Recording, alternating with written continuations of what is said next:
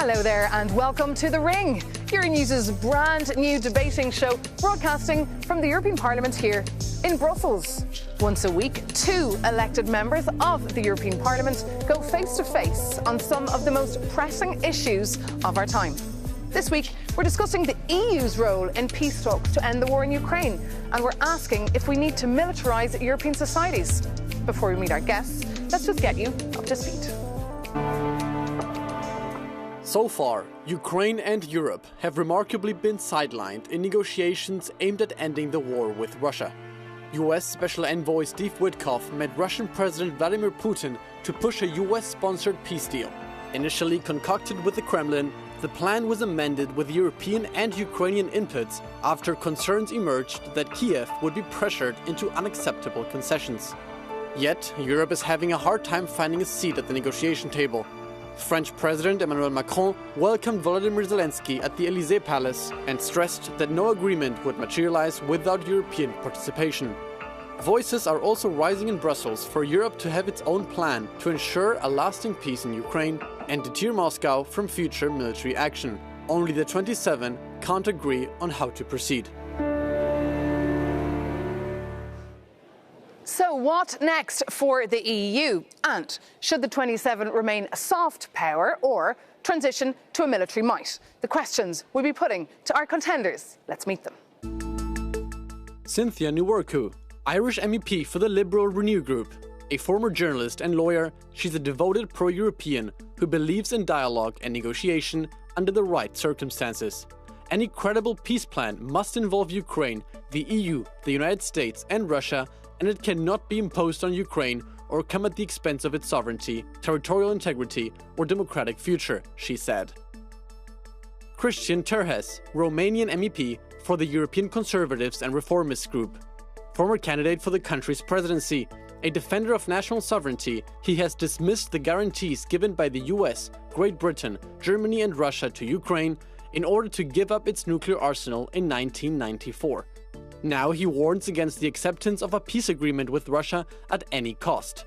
In the natural tendency, man wants peace immediately, but history shows us the price of hasty decisions, he said. Cynthia Nworku and Christian Terhes, welcome to The Ring. Thank you so much for having us. Hi, Christian. Hi, Cynthia. Great to have you with us. Well, look, ladies first, perhaps. We'll kick off with Cynthia Nworku. Why is the European Union not at the driving seat in the talks to end the war in Ukraine, but always reacting? No, the EU is at the driving seat, but the driving seat is shared and should be shared between the nations and the countries that have a vested interest. Obviously, we're in a particular space whereby America has withdrawn somewhat from its previous historical support through NATO and so forth. So we are in a new geopolitical atmosphere, as we all know, and therefore we are in the driving seat very much, but we can't take over in the driving seat. We also need our partners. So Russia is involved with the United States, and obviously we have Europe, but most importantly, we have President Zelensky and Ukraine. And in your clip, you indicated that the coalition of the willing, indeed, Zelensky was welcomed to the Palace Élysée, but he was also welcomed to my country and my parliament in the Dáil. And I can tell you that Europe stands firm, very firm with Ukraine, because I think my friend will agree with me, if we don't stand in Europe with Ukraine, who is next? Probably your country, Romania. But messages of support, Cynthia Nworku, are not enough. We have Kaja Kallas, she's the EU Foreign Affairs Chief, but she's nowhere to be seen in any of those images. Well, I think European Union right now has to take the lead in this fight, because at the end of the day, it's not in the US main interest to resolve the situation in Ukraine, but it's in our own interest in European Union, and especially on countries that are on the eastern flank of NATO. As Cynthia rightfully mentioned, we are very concerned in Eastern Europe because if Ukraine collapses, who is next? Yes. It's someone from the Baltic region, it's Romania, who's next? Messages of support is another thing, but has the EU done enough? I'm sorry, Maeve. I mean, I watched the news overnight. Putin has withdrawn from the peace talks. Putin does not want peace. Russia does not want peace. Europe has bent over backwards in their very professional, organised way, bearing in mind we have 27 member states, and has really negotiated very skillfully and very hard. And I don't really accept any criticism of Kaja Kallas. She may not be seen in pictures, but I'm not depending on her being seen in pictures. I'm depending on her and her team negotiating hard, and they have been doing that. But bear in mind, they didn't withdraw. Putin why has did withdrawn. the EU get He's sidelined no interest then? in peace. Why did the EU get sidelined by the Trump 28-point peace plan? That's very, very simple. And I mean, again, I'm sure Christian will agree. President Trump has set up these so-called collaborative talks, which are not collaborative in any way because the United States did not come as the arbitrator, as the mediator, with its proposed plan drawn from both sides. He came with a Russian plan. And we saw Steve Witkoff. He's been to Moscow around 6 times, but never visited Kyiv. As you can see right now, we talk too much about what U.S. does or what U.S. wants. The question is what EU does. Exactly. And when you talk to Russia, historically speaking, you have to negotiate with Russia from a position of power. Because the only language that the Russian would listen to is the language of power. We talk too much, we don't act enough. Not only that we don't act enough, we don't act strong. I give you an example. Nord Stream 2, for example. When Trump was elected in 2016, he sanctioned the companies that were building Nord Stream 2. When Biden was elected in 2020, he lifted the sanctions. That's how Nord Stream 2 was finalized. Then we saw what happened in 2022. For so many years, there were so many talks, even here in the European Parliament. But behind the scenes, many EU countries, still conducted business with Russia. So Christian, we paid for these war premiums. Yeah, I totally agree with Christian when he says about, not acting up quickly enough, because if we look back at the initial invasion of Putin into Ukraine, that's when Europe should have acted more comprehensively, more firmly, and they didn't, and we really are paying the price of that now. But I don't accept the premise that Europe is in some way too weak or way too ineffective. I do believe that progress will be made. Look at how Trump is stymied. Every time he says there's a deadline, Maeve, every time he says it's a deadline, that deadline is passed and we move to a next phase. He wants a quick fix. He won't learn the lesson, Trump, that we can't get a quick fix when he's asking Ukraine to give up its sovereignty. And then he's going to ask Romania to give up their sovereignty and Poland. And where I was standing in Estonia some weeks ago, looking across at the Russian border and realising how threatened all these countries on the eastern flank. But you know what? It's only a hair's breadth away from Ireland.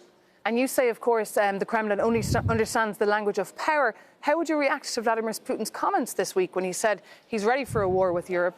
I would not react with words. I would react with actions. We need to build up our defense. But on top of that, we need to set ourselves the proper mindset in dealing with Russia. And I paraphrase what the former Taliban leader told many U.S. generals when they had a meeting. The U.S. general said, well, we got to finish these fast. And the Taliban says, you know what is the difference between you and us? What? You have the watch, we have the time. So the Russians right now are using exactly the same strategy. Yes. Cynthia was right when she mentioned that Trump is always, coming up with these deadlines, from one day to another. Yeah. You cannot have, in such a complicated situation, a peace deal from one day to another. In order to do that, you need to take, enough time to do it. But on top of that, you need to have a strong defense behind your words. Yes. So for many decades, the European Union expected that if something happens, U.S. is there to defend us. Yes. U.S. can help, but U.S. apparently right now cannot drive these anymore. Christian, not only do we need to stand up and smell the coffee with regards to the mindset of Putin, which I think Europe did a long time ago when they failed to interact and investigate what was going on in the early 2000s, I should say, when Russia invaded first, Donbass, etc.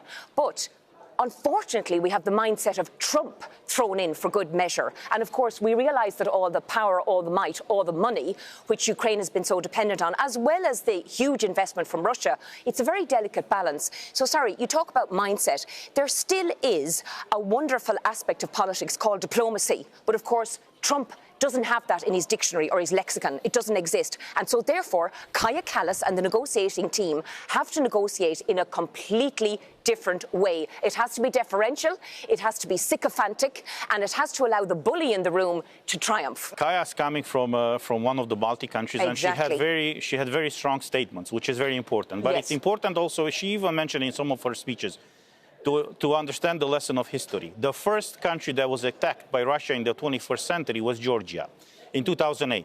because Georgia, in April of 2008, was not accepted in NATO because two NATO countries vetoed their accession. So what happened after the war in Georgia in August 2008? Russia occupied South Ossetia and Abkhazia, but in 2009, a new US president took office, Obama. The first thing that he did once he took office was to resume the relationship with Russia. Russia came with a precondition that said, and I quote, you need to forget everything that happened to 2009. We start from scratch. Well, they do not start from scratch. They keep everything that they got so far, and from this point on, they want to negotiate. But unfortunately, back to Europeans, so our viewers watching right here today, Cynthia Nworku, is it time to militarize our societies? Is it time for your voters, your children, to start learning how to fight? I'll tell you what it's time for now. It's time to realise that the cooperative military organisations that we have in relation to procurement, in relation to training, in relation to sharing intelligence, that needs to be ramped up. And yes, Europe has already reacted to the fact in the last couple of months that the budget of each country, we have to commit a certain percentage. Should we have voluntary military conscription for all Europeans? Yes. And we need to understand that the biggest security guarantees that any country has, it's its own military. No foreigner and no stranger is going to come and die for your country. And we politicians, elected officials, we need to make this point very clear. Nobody is going to come and die for your country. If you, whomever you are, in what elected office you are, you need to make this clear to your people. So you have to build up your country to be resilient to any kind of interference from outside, either military interference, electoral interference, any kind of malign interference. So building up your military is one step, but not the only step, because we need to defend, for example, and make sure that we safeguard our correctness of the electoral process, for example. But we also need negotiation, Maeve, and we need diplomacy. So we need both. Those two elements which Trump doesn't like. Let me stop you there, because it is now time to take the gloves off here. That means, Cynthia and Christian, you can challenge each other directly, just like you do in the hemicycle. Cynthia, you can kick off with your very first question for Christian. Certainly. Are you worried at the statement of Putin overnight, which stated, if Europe want war, we are ready for war? And how do you think Europe should react to that statement? I have to say that Putin said it from 2007, fall of 2007, in Lisbon during a summit between EU and Russia. And he said something, and I paraphrase him, if the international community is going to recognize the independence of Kosovo, all the frozen conflicts from Eastern Europe are going to melt. And he nominated South Ossetia, Abkhazia, Nagorno-Karabakh, Transnistria. So that was fall of 2007. We saw what happened in 2008. We saw then what happened in 2014 and what happened in 2022. He's tricking us with words. Russia was preparing for this war not from today or from like 2014. Russia was preparing for this war a few years after Putin took power. So what should the reaction be? Well, we need to react. You need to prepare yourself for war. You need to not to attack someone, but to be able to defend yourself. Because is that not scaremongering? Are our viewers not sitting at home fretting? I'm not scaring anybody. I'm realistic. Look at what Churchill said, for example, during the Second World War. It's exactly the kind of leadership that we need and we are missing right now. I think we need to have a nuanced, mature conversation with our voters, whether we're on the western periphery in Ireland or we're in Estonia and we're right up against it, the country of Kaja Kallas. We need to have a mature conversation about the militarisation and the investment in militarisation. No, it doesn't mean a united European army, but it does mean massive cooperation, massive investment. But can we afford it? I mean, we will have to afford it, even though there are competing interests, whether it's farmers, which are very dear to my heart, whether it's businesses, whether it's education, Erasmus. But right now, at this point in time, we are under threat. This is the closest we've been to the Cold War that I can remember. Christian, your question now for Cynthia? You were mentioning about the price. I have to say that it's cheaper to invest in your own defense than to support a war. And we see the situation in Ukraine. It's way cheaper. Christian, your opportunity now to address a question to Cynthia Nworku. Yes, considering I hope it's a simple one. Well, we'll see, So do you think EU could have done more to help Ukraine? And if so, what? Absolutely not. I don't believe they could have done more.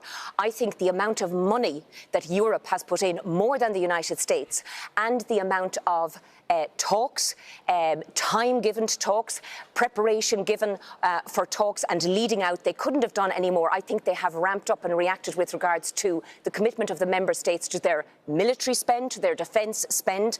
I don't think with 27 member states who have very different constitutional setups and structures, I don't see how Europe could have done more. Are we perfect? Of course not. I'm not suggesting that. But sorry, this is in real time, Maeve. But certainly not enough has been done, Cynthia, if we're entering now the fourth winter of war. Ursula von der Leyen, and I wouldn't be the biggest fan of Ursula von der Leyen or President von der Leyen, but Ursula von der Leyen has reacted as swiftly as she can to a devastating new geopolitical situation that Christian has referred to, which is no support anymore from Europe, stand on your own 2 feet, get on with it. Well, would you agree with Cynthia? Up to a point, yes, but I think EU could have done more sooner, because now we have the 19th package of sanctions. You know, many of these sanctions could have been done right at the beginning of the invasion of Ukraine by Russia. On top of that, we could have, cut their finances. Even right now, for example, the transportation corridors, for example, from Central Asia and China, all the goods that are coming to Europe, they are still coming through Russia, which is absurd.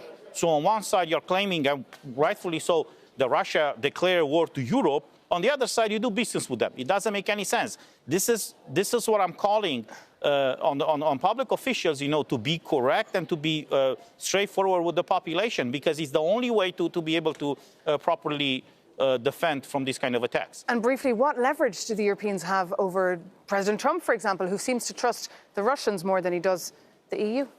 I think the leverage that we have over the United States is to show the United States that we have heard the message loud and proud from President Trump. We are standing on our own 2 feet and we do have a plan. But Christian is right.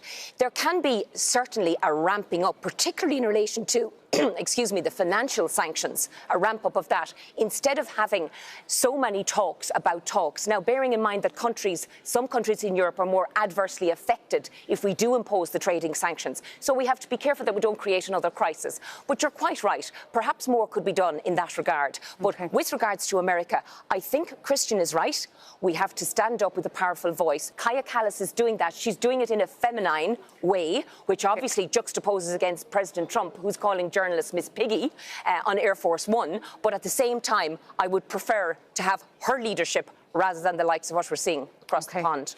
Cynthia, we're a big fan there of Kaja Kallas. Look, we've heard some points of view from our MEPs here, and now I would like to bring in another voice. And I'd like to bring in the voice of Ben Hodges, the former commanding general of the US Army Europe. Speaking to me earlier here on Euronews, he said the US really sees Europe as inconsequential, except maybe for some business purposes. Europe, he said, is slowly waking to the realisation that they cannot count on the US to be a fair interlocutor here. Christian, are we inconsequential? Up to a point, yes. He said we're fourth on the list of the priorities of the Americans. Yes, because for so many years, we allowed ourselves to be fourth on their list. Trump said, when he was asked recently or a few months ago, what is his position on Ukraine and how the U.S. is going to react to what is happening there, he said, there are two oceans between U.S. and Russia, which geographically is correct. There are two oceans, Pacific and the Atlantic Ocean. It should be us, the Europeans, the driving force of the peace deal in Ukraine, and we are not right now, because we talk too much and we act soft. Russia, this is the important, look, every time when Putin speaks, he makes reference to certain historical events. Russia developed a technique to twist historical events to their favor. They use that in a way to shape the narrative and to influence the population. We come with this sometimes tough talks, but with soft actions, and we speak and we talk publicly about immediate consequences. Let's do something right now. They have the time to wait, and then when they make any reference to history, They twist what happened in the past. Can I just say, Trump has forgotten that he's got a major trading bloc and he's got major economic ties to Europe. And he's kind of forgotten about that because he's speed dating China and he's speed dating Putin. But he's after finding out now, he's after sending Jared Kushner, his son-in-law, and he's after sending Steve Witkoff and so forth. And they're after being given, as we say in Ireland, the bum's rush, the shut door. They're gone now. And their proposals about more business ties between America and Russia have come to zero. And now Trump is going to think, we do have an awful lot of dependency in terms of our business benefits from Europe. And interesting this week as well, NATO foreign ministers gathered in Brussels without the US Secretary of State Marco Rubio around the table. A very unusual move. But on that point, we can close this conversation to take a very short break here on The Ring. But do stay with us because we'll be back very soon with some more political punch from the heart of the European Parliament.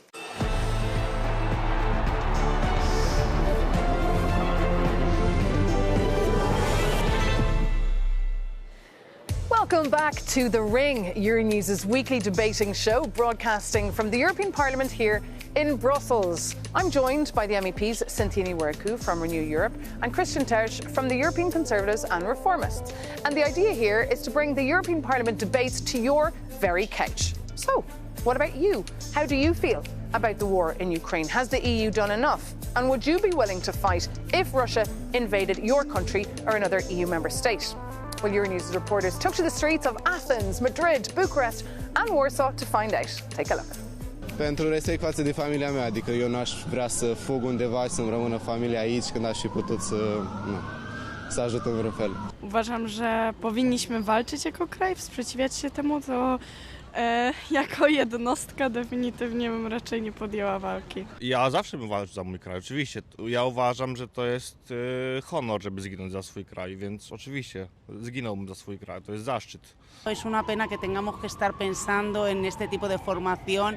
Europa hemos vivido, entre comillas, muy bien y quizá ahora nos toca dar el do de pecho, pero creo que antes que a nosotros, a nuestros jóvenes, que nosotros ya vamos teniendo una edad. Yo sí, yo incluso este año me he planteado ser reservista, pero y si hubiera una mili yo me apuntaría. No ήταν για την Ελλάδα, ναι. Δεν θέλω να ρισκάρω τη ζωή μου για κάποια τρίτη χώρα.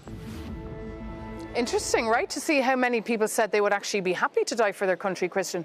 But we don't get to that point where somebody has to physically die. War is the last resort. When you go to war, you know, that's the collapse of diplomacy. So in order to prevent a war, you need to prepare for war. Everybody talks right now and understand the reason why, and they are afraid or, you know, in supportive of going to war. But that's the last resort. We need to prepare, you know, with all these things before that. And I'm telling you, if you're strong and you project power, Russia is not going to attack you. Russia is like a bear. A bear is going to attack a weak animal.